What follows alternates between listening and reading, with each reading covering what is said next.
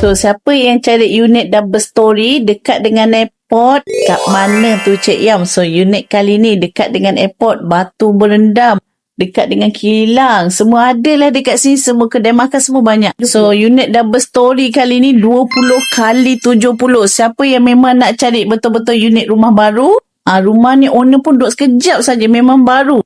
Ada 3 bilik, tapi 3 bilik semua dekat atas. Tapi disebabkan ruang tamu dia besar, kalau you ada parents, you boleh letak dekat bawah. Yuk, saya tunjuk kat dalam. So, nampak? Keluasan dia besar gila. So, kalau tak ada bilik kat bawah pun, you tak payah risau. Dekat sebelah sini boleh letak katil, dekat bahagian tepi tu boleh letak katil. So, bahagian belakang pun masih ada 20 kaki lagi. 20 kaki. Nak tambah bahagian kitchen pun boleh, dapur masak. Tu belum saya tunjuk atas lagi. So, siapa yang cari rumah area tengah bandar, dekat dengan airport, nak cari Batu Berendam, jangan lupa subscribe video Cik Yam ni tau. So, you akan dapat banyak lagi rumah yang Cik akan survey. Kalau you nak jual rumah, nak Cik Yam shoot video, klik je WhatsApp yang ada. Bye!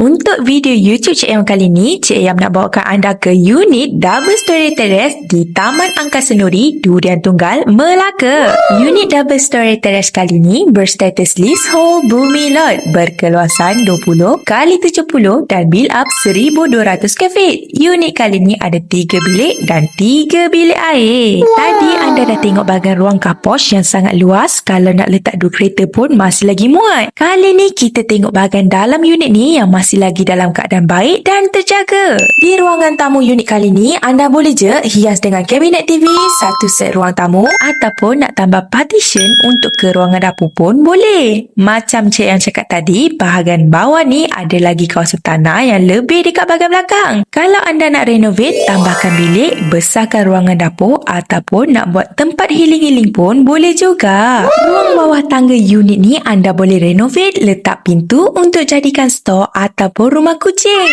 Unit ni sesuai sangat kalau anda nak guna konsep British ataupun konsep Bali. Dengar pun dah menarik kan? Jom tengok tingkat atas pula. Dekat ruang tamu atas ni, anda boleh hias dengan kabinet TV dan juga lazy chair untuk menampakkan kawasan ini lebih menarik. Lagi menarik, ruangan bilik master kali ni sangat luas sehingga boleh memuatkan satu set bilik tidur. Nak letak 2 katil queen pun boleh juga. Nak renovate tambahkan balcony pun boleh. Bilik master unit kali ni pun dah siap lengkap dengan bilik air sekali tau. Anda tak perlu risau tau sebab bilik kedua dan ketiga pun masih lagi muat kalau anda nak letak satu set bilik tidur. Kalau anda nak guna katil king ataupun queen, muat juga. Mesti anda nak tahu kan unit ni dekat ke dengan kemudahan?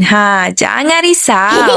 Banyak je kemudahan yang dekat dengan unit ni. Shockload ada, aircon safe ada, NSK ada, even sekolah anak-anak pun dekat juga. Unit ni kalau anda tak nak buat duduk sendiri, boleh je buat investment jadikan rumah sewa ataupun homestay. Memang sesuai sangat. Macam mana? Puas tak tua unit kali ni dengan Cik Yam? Kalau anda nak tengok lebih banyak unit cantik macam ni, jangan lupa tekan like, komen dan subscribe channel YouTube Cik Yam Property untuk update terkini. Jumpa lagi di video seterusnya.